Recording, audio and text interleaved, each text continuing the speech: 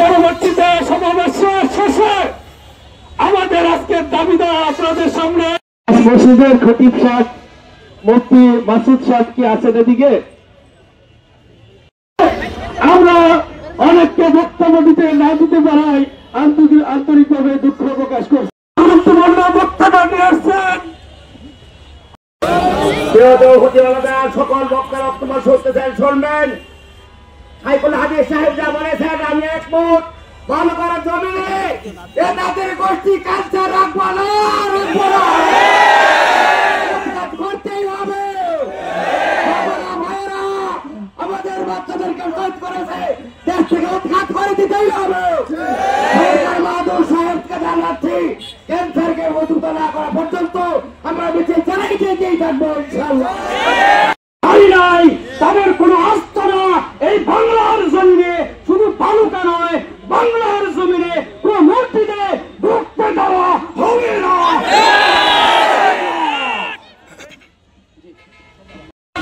সামনে বালুকাদের শাখার সংগ্রামী সুরা হযরত মাওলানা মোহাম্মদ আলী, হযরত মাওলানা মোহাম্মদ আলী টুপি পরে ছুরি পকেটে রেখে খুন করার জন্য মানুষকে দাওয়াতে তাবলীগের নামে ধোঁকা দিয়ে যাচ্ছে উম্মতকে। আমরা এই ধোঁকাকে প্রতিহত করতে চাই।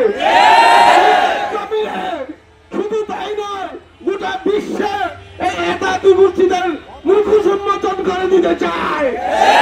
তৌহিদি জনতা, সময় একেবারে কম।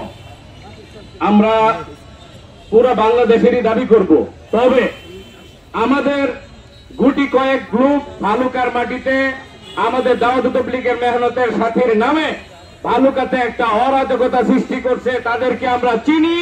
এরা যে কয়টা মসজিদে, উপজেলা মসজিদ হোক বা ওই হাসপাতাল মসজিদ হোক বা যে কয়টা মসজিদে এরা মেহনত করে, আজকের পর থেকে আমরা ভালুকার উলামায়ে কিরাম ঘোষণা দিলাম, ভালুকা থানার কোন মসজিদে সাতপন্থীদের কোন জামাতকে ঢুকতে দেব না ইনশাআল্লাহ।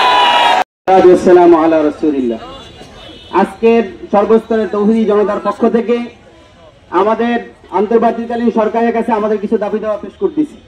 প্রথম দাবি হলো টঙ্গীতে যারা শহীদ হয়েছেন, শহীদ পরিবারের ক্ষতিপূরণের ব্যবস্থা করা। আহত যারা হয়েছেন তাদের ক্ষতিপূরণের ব্যবস্থা করা। যে সমস্ত সাথীরা নিখোঁজ আছেন অনতিবিলম্বে তাদের খোঁজ তাদের পরিবারের কাছে পৌঁছানোর ব্যবস্থা করা। চতুর্থ দাবি হলো এই সন্ত্রাসী খুনি ইন্ডিয়া এবং আওয়ামী লীগের দালাল এই এতাতি লীগ, এই সাতপন্থী লীগ বাংলাদেশে কোনো কাজ করতে পারবে না। পঞ্চম দাবি হলো হক্কানি উলামায়ে কিরামের নেতৃত্বে যে জামাত চলতেছে, কাকরাইলের মুতাওয়াল্লি হলেন হযরত মাওলানা জুবাইর সাহেব দামাত বারাকাতুল আলিয়া। এই মুতাওয়াল্লির কাছে কাকরাইলের সম্পূর্ণ দায়িত্ব তার কাছে অর্পণ করতে হবে। ইজতেমা মাঠের মুতাওয়াল্লি মাওলানা আমানুল হক, তার কাছে ইজতেমা মাঠের পরিপূর্ণ দায়িত্ব হস্তান্তর করতে হবে। আমরা কোন ধরনের ভাগাভাগি আর মেনে নিব না। আর ভালুকা থেকে ইমাম আমাদের উলামায়ে কিরামের পক্ষ থেকে কর্মসূচি হল 1 নম্বর কর্মসূচি, আগামীকালকে হবির বাড়িতে জুমার পরে বিক্ষোভ এবং প্রতিবাদ সমাবেশ আমরা সবাই উপস্থিত হব ইনশাআল্লাহ। 2 নম্বর কর্মসূচি আমার আতিক ভাই যেটা বলেছেন, ভালুকাতে কোন মসজিদে এই সন্ত্রাসীদেরকে আর আমরা উঠতে দিব না। 3 নম্বর কর্মসূচি, তাদের যে একটা তথাকথিত মার্কাজ আছে, এই মার্কাজ থাকবে না। এই মার্কাজে উলামায়ে কিরামের পক্ষ থেকে যে নির্দেশনা আসবে সেই নির্দেশনা অনুযায়ী কাজ চলবে। আল্লাহ তাআলা আমাদেরকে আমল করার তৌফিক দান করেন।